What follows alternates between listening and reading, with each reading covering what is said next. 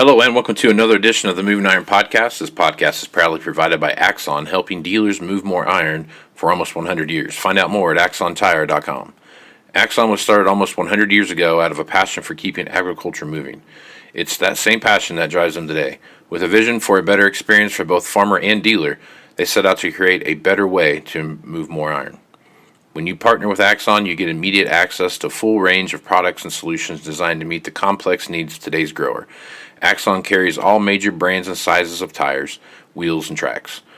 From custom colors and sizes to fully customized wheels, you can have the solution for virtually any problem today's farmer is trying to solve. To find more or become an Axon dealer, please visit axontire.com. This podcast is also brought to you by Valley Transportation. Valley has over 33 years in the trucking business, moving ag and construction equipment across the country. For more information, go to valleytransinc.com or give Parker a call at 800-657-4910. At Valley Transportation, our goal is to help you reach yours. Moving iron in the 21st century. Hard-working people working hard for you and me.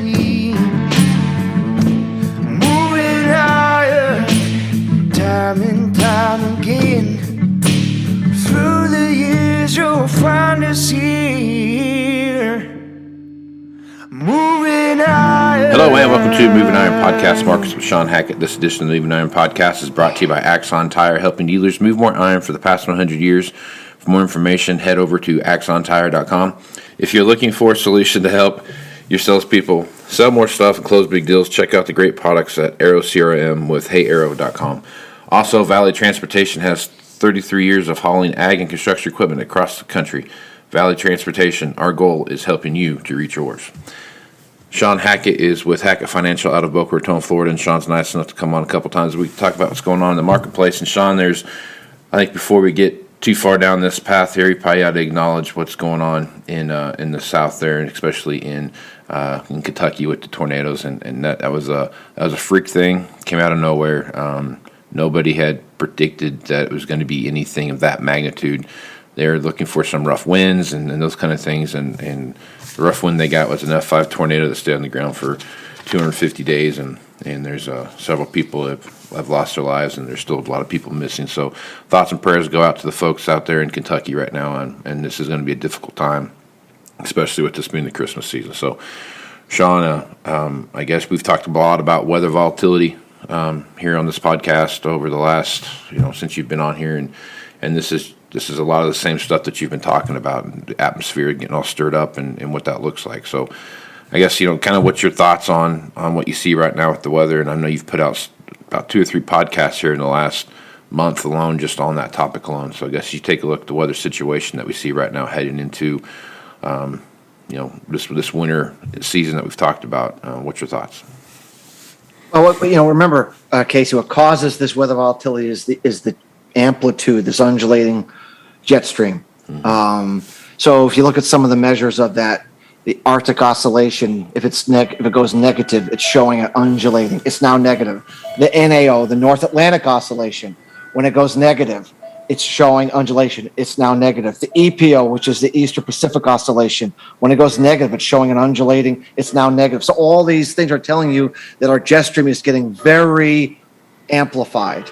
And when you get amplified jet stream and you have cold and warm that come together and clash, mm-hmm. you have the ingredients for surprising, out of nowhere, order of magnitude greater than normal weather volatility events like this unfortunate hurricane situation, tornado situation was. And we think we're going to have a lot of this kind of thing. Doesn't mean necessarily another F5, but I mean a lot more of these really freakish kind of storms that come out of nowhere, that amplify, that blow up, that create hurricane force kind of winds, that only within 24 hours do the models really start to figure out what's happening. And that's really something I really want to bring home, is the models are not structured to forecast this. They really can't forecast this scenario. It just happens out of nowhere. And so, if you're trying to look at, the 7-day and 14-day forecast,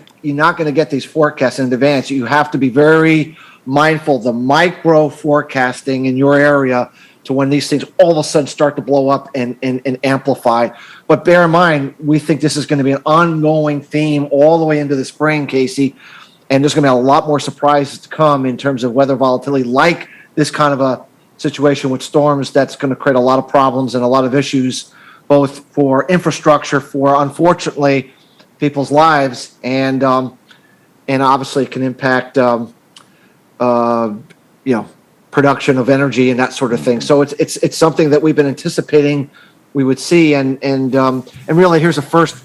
I would say the northwestern storms were the first indication of crazy, like we haven't seen those kind of arguably we haven't ever seen anything quite like that in the Northwest. We had those kinds of massive storms and massive flooding out of nowhere, and now we're getting these tornadoes. So it's going to get more busy. It's going to get more active, and we're going to get more of these kinds of things. And so the word that we're trying to convey is expect the unexpected this winter, because you're going to get it. Yeah. So. Yeah, and it's shaping up that way. I mean, it's not untypical for out here in the Panhandle, of Nebraska, eastern Wyoming and eastern Colorado to have windy days, and the days, like for example this week I think we have some days that are predictable. We're supposed to have I think starting today and tomorrow we're 50, 60, and even 70 mile an hour winds, and those are no storms related with those. That's just wind, and it's going to be those kind of things are very disruptive to what's going on, because it's all kinds of stuff. You got power outages and those kind of things that come along with all that stuff, and nothing compared to what happened in Kentucky, but it's just, again, like you've talked about, it's just abnormally strong. Either it's very, very nothing at all's happening, or it's an extreme one way or the other, and it's crazy. Yeah, and let me highlight though that we have some of the coldest air in Canada, in Alaska that we've ever seen. Like, it's just crazy cold. Like, the colors are deep purple. They don't even have a color code for it. Okay, and it's sitting there, and we've been talking about getting the atmosphere linked up with this cold air that we've been seeing in Europe. I mean, Europe has been in the freeze box. Their heating degree days are setting records, and they're continuing to have that. But I just want to emphasize that we have this incredibly cold air source that's available at any moment to come dive down with the right conditions, and it can happen literally out of nowhere. Within 24 hours, you could just and you could see that. So we believe that is going to happen. Predicting, like I said, predicting this micro kind of thing is very difficult, and we're not equipped to be able to predict those micro things. Our cycles are a little more intermediate to longer term, but the ingredients like this tornado, like the northwest storms, and the cold air availability up there, Casey, is such that all you need is to switch just a little bit, and overnight you're going to have this crazy situation with cold meeting warm, meeting some crazy storms that could develop out of nowhere. So especially in the center of the country, we'd be very concerned about it, Casey. That's where the battle we think is going to be fought a good portion of the wintertime here. Yep. So, all right. So, on that topic, let's talk about orange juice a little bit, just because of where you're at in Florida. I mean, as you take a look at what's going on there, and I'm not 100% for sure when the growing season for orange juice and those kind of things are, but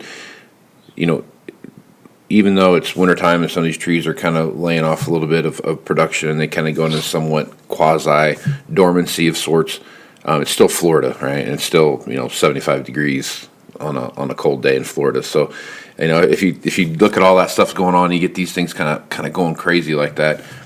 What does that look like for those kind of crops, especially in the southeast, or the southwest, and those kind of areas where they have a lot of those kind of productions, vegetable production, those kind of things? What's it look for those kind of crops as you look out for this year? Well, South Florida, Central Florida, we're blessed that we have this subtropical air mass that yes, spins, you are. and it just it tends to just block all this stuff. It comes down and it goes away, and it comes down and goes away. I mean, that's why Florida is what it is. So the question, you can have a blisteringly cold winter, but you won't get a breakdown of that subtropical flow. So the key is, can we get one of these undulations that we've just talked about, but more of an eastern-based undulation, meaning one that's focused on pushing in the southeast instead of pushing in the center.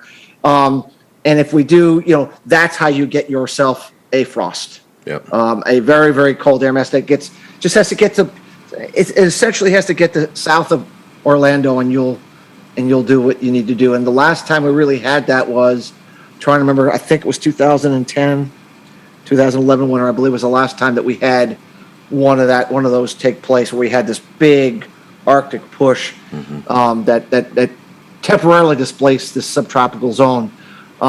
We think the odds are more favorable for that to happen this year because of the undulating jet stream, because this cold air mass is so cold that even if you didn't get a full push through, even if it was a partial push through, it's so cold that would do it, because it's crazy cold. It's record cold. In fact, the Arctic air right now, I think, is 15 degrees below normal and some of the coldest on record right now. So the air mass is just crazy cold this year. So, the traditional time for frost in Florida is typically back half of December into the first part of February. That's what's considered your frost season. That's where the fruit is developing, and it's susceptible for frost damage, fruit drop, all that sort of thing. And so we're almost into the ideal window, kind of like Brazil. Right. The ideal window is late June to early August, when we would be looking for, can we get a setup of one of these? And remember, it has to be 4 hours, 28 degrees. It's all over. Right. That's the metrics for citrus. 4 hours of 28 degrees, it's all over. 30 degrees at 4 hours if you have the correct wind flow. So we think that the odds are favorable, that are much higher this year for the potential for that to happen than in a normal year, where we have very, very, very, very, very minimal chance of that happening. This year, much higher. It doesn't mean it will happen, but we would certainly be thinking that if we're going to get one of these, this is the year for it to happen. So, right on. All right. So speaking of weather and the stuff we see happen there, if you take a look at what's going on in Brazil. Brazil last week was, we're gonna raise our expectations of what's going on, and this week they're lowering their expectations of what's going on based on drought conditions in São Paulo regions of Brazil, and they're talking about dryness, what you've talked about on here. I think you're the first guy to talk about dry conditions here, and that was almost a month ago. So I guess as you look what's going on down there, thoughts and reactions to that. well, remember, we still have a sudden stratospheric warming, has not ended yet. Right. Over Antarctica. We're starting to finally weaken, but it's still in force. And what that tends to do, so if you look at Brazil and you go right through central Brazil, draw a line, south that line, it intensifies dryness, and into Argentina, into the southern Brazil, central Brazil. That's where the dryness is expected to accentuate because of the sudden stratospheric warming. Now, to the north of this line, lots and lots of rain. In fact, excessive rainfall in some areas, because if you think what's happening, because of the sudden stratospheric warming undulating the airflow, instead of the normal, rain pattern being more to the south, it pushes the trade winds and the monsoonal flow further to the north, and then it just sits there. So it's a tale of two different weather patterns: north of central Brazil, south of central Brazil. Right now, first crop corn is primarily grown in South Brazil. So that's a problem for first crop corn, although it's a smaller crop. Obviously, the soybeans are grown in two different places. In the south, lots of problems, but in the west, good rainfall. So, but we have to be careful, can we have too much rainfall, right now. So I think when you look at all of this, and of course Argentina is just too dry. It's just too dry. Now, so when you put all this together, it does not support having record crops. That doesn't mean it's a disaster, because if the western soybeans are really good, and it could offset each other to some extent, but it means that wild-eyed expectations of record yields and record crop production is likely overstated. And I think that the USDA kind of toning itself down a little bit is making the right call And remember, as we shift into January, February, and March, we think some of that dryness could actually start to spread further north because the La Nina is going to weaken, and this solar sudden stripe warming effect will start to go away, and which will shift. So, of course, second crop corn, as you know, is planted in February, January and February, primarily in back of soybeans in western Brazil, and so that would be really the key metric to look for, because that really determines the total corn crop. Is that second crop corn? That's the crop they like to export. That's the crop that was devastated last year. So all these things put together, I think the market for corn, at least, and for soybeans, I think they're going to be unwilling to take these markets down substantially until they can confirm or deny what this production actually looks like. And from what I see, they might need to put some weather premium up on these markets as we get into January. I think it's going to be pretty quiet for the end of the year.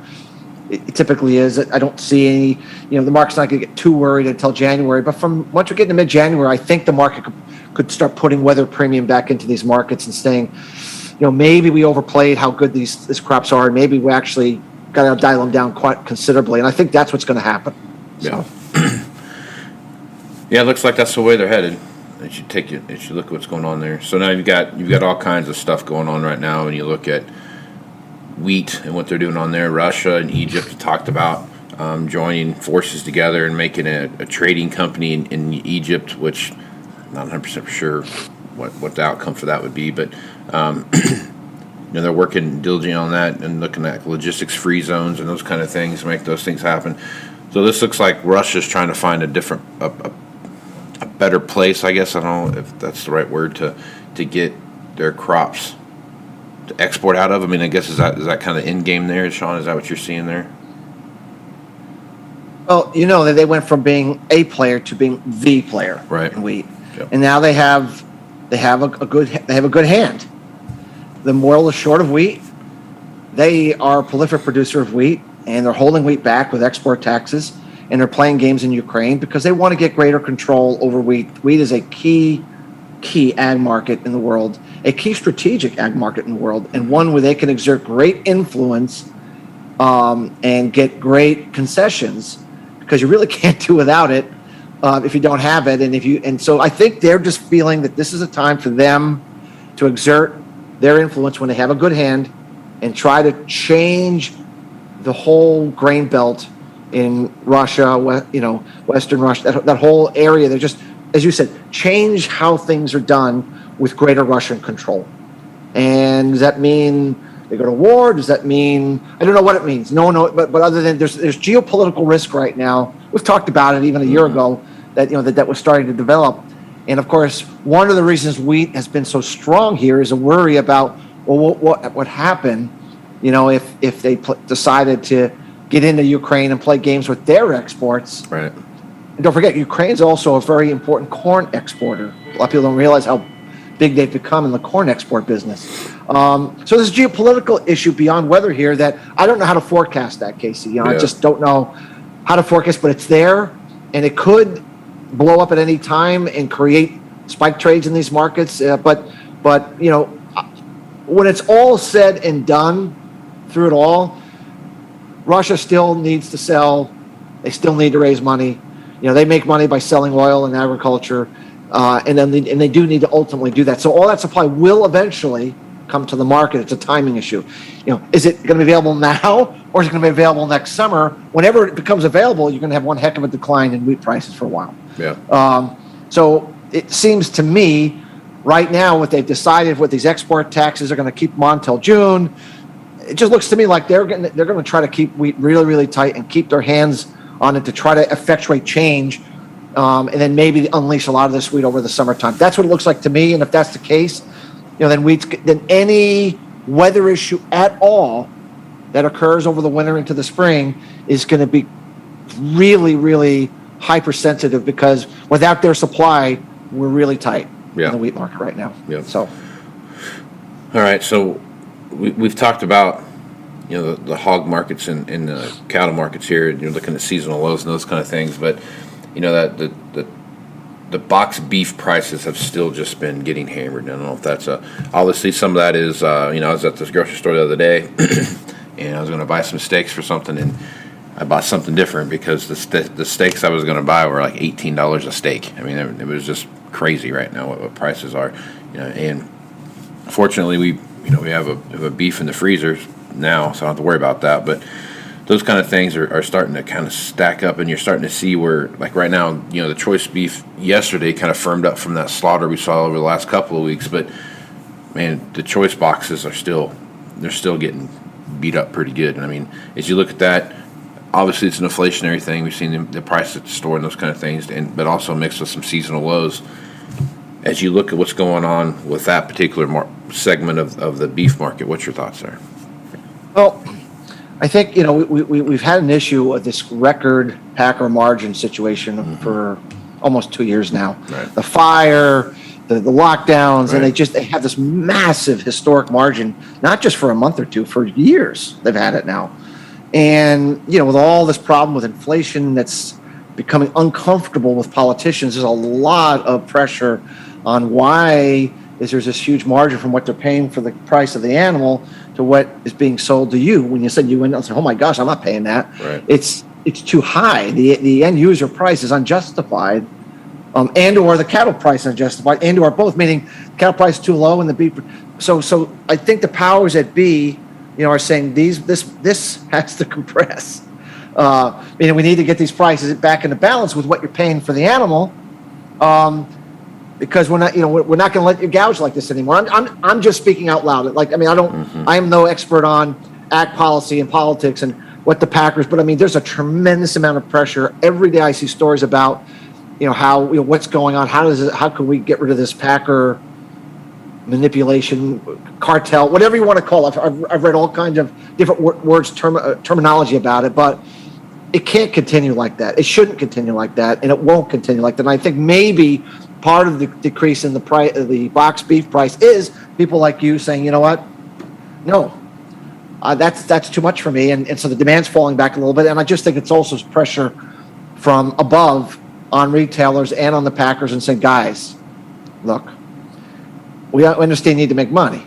We understand that, but how much money you need to make here? Right. You look at JBS's earnings, who was a big box beef, and you look at how much money they made. Yeah. It's completely insane, unprecedented in history. Yep. The kind of margins they've been making. And like I said, I am not at all begrudging any company for making money doing the right thing, but I do believe this is just not actual true supply and demand going on here. And I do think the market's in the process of normalizing that. That way doesn't mean the cow price goes down. The cattle price goes down. It just means, I think, the cattle price relative to the box beef price needs to come in and be better in balance. And I think that might be what's going on the box beef side. Right. All right, jump over, take a look at Hogs. What's going on there? Hogs actually had a pretty decent day, yesterday, but they've had a rough couple of weeks, just like the cattle market has. So I guess as you look at what's going on there, what are your thoughts?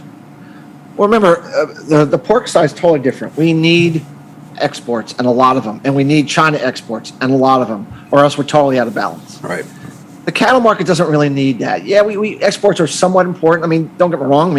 If we lost some exports, that would be great. But we're still primarily a contained market for cattle. We consume so much of it, and we still import beef in that we don't of the grades we don't have, and that sort of thing.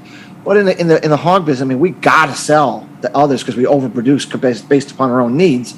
And until China comes in and starts buying again, like they had been, which we don't really see happening until maybe the mid-first quarter onward, it's going to be a supply-demand mismatch. We've talked about this on your show now for months, that I don't see a good outlook here into the first quarter on hogs. I see any rally being short-sighted, and I think declines are going to continue to new lows, because where are you going to find demand to offset a loss of that kind of demand in China? Sure, Mexico can buy a lot of our pork, and they do, but they're not going to offset what we lost from China anytime soon. And from these high prices we've had for a while, I know production's been a little slow in growing, but it's going to grow. There's no doubt it's going to grow at a time when we're struggling to find place for the meat that we already have. So I just don't like the outlook right now into the first quarter on Hogs, and I would continue to be a cash seller on rallies if I'm in the business right now. Yep. A lot of stuff to pay attention to, Shawn. A million things going on out there. If folks want to reach out to you and get more information about what it is that you do at Hackett Financial, what's the best way to do that? Our website is Hackett, Hackett, advisors.com. All kinds of information on there to get a better look of how we do things, to see if how we do things could be of value to your listeners. And I'm sure if you guys go take a look at what's going on out there, you'll find tons of information and a good reason to give Shawn a call. So, Shawn, appreciate you being on the podcast, man. Thank you, Casey. Love to be on the program always, and I really appreciate you doing the show. I know it's a lot of work on your part, but you're doing a very, very good service. You're putting good information. You got tremendously talented people on your podcast, and it's growing. And so, you're doing a really good service, and I commend you for that. So. I do the easy part, Shawn. You come on and make me look good. So I just push record. Right on. Well, Shawn, appreciate you being on the podcast. I'm Casey Seymour with Moving Iron Podcast. Make sure you check me out on Facebook, Twitter, and Instagram. That's where you find the latest editions of the Moving Iron Podcast. Also go to MovingIronLLC.com. Big announcements coming up here on the Moving Iron Summit coming up here. Should have that locked down probably today or tomorrow, and I'll be announcing when that's going to be and where it's going to be at. So anybody that wants interested in doing that, man, just pay attention to what's going on, and I hope to see a bunch of people there. Shawn's been a speaker at it a couple times. And Shawn, as you take a look at what's going on out there, kind of what's your thoughts and kind of where some of the conversations you have while you're at that meeting. Well, what I find is that I think most people are aware of some of the things we talk about. Mm-hmm. People are really not aware about the interconnectivity of everything. Like they knew about this, but they didn't know about that, and they didn't. But when you bring it all together, how everything actually is connected and feeds off each other, that's where the light bulb goes off. That why isn't this being talked about more? How come, why are these thousands and thousands of papers have been written by PhDs, smartest people on the planet about these things, and we're not having more of a discussion about how these might be impacting our climate? That's what really I hear repeatedly over and over again is that the light bulb goes off from connecting the dots, shall we say? Yep. And that's very gratifying for me to kind of get that out there, because at least for those that are at your conference, in the ag equipment, and those that are connected to farmers and that sort of thing. I mean, it's really an important concept to understand, because it really will have an impact on how you market things, when you market things, and your long-term plan should be based upon something other than what we've been hearing about from the mass media. Yep. So, and the stuff that Shawn's talking about, I've told the story a million times about a crazy guy calling me on the phone from Florida talking about solar tendencies and sunspots and those kind of things, and because I never heard of anyone talk about it before, and just like this dryness thing in South America that we're talking about.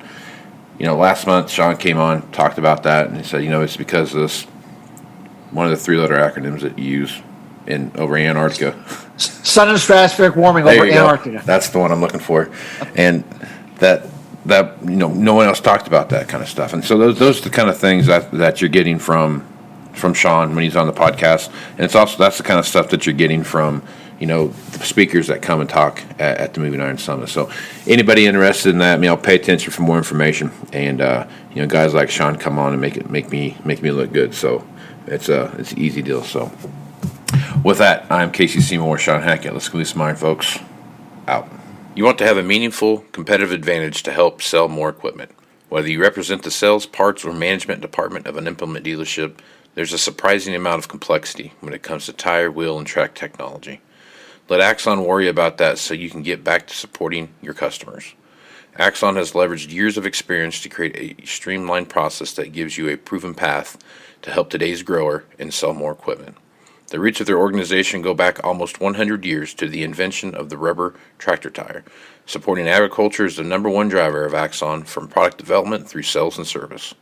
To find more or become an Axon dealer, head over to axontire.com. This podcast is also brought to you by Valley Transportation. Valley has over 33 years in the trucking business, moving ag and construction equipment across the country.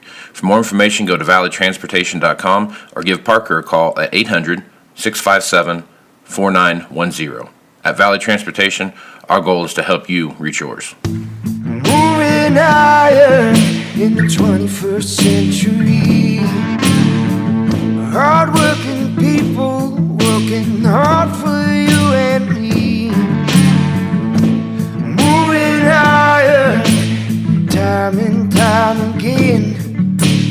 Through the years you'll find us here.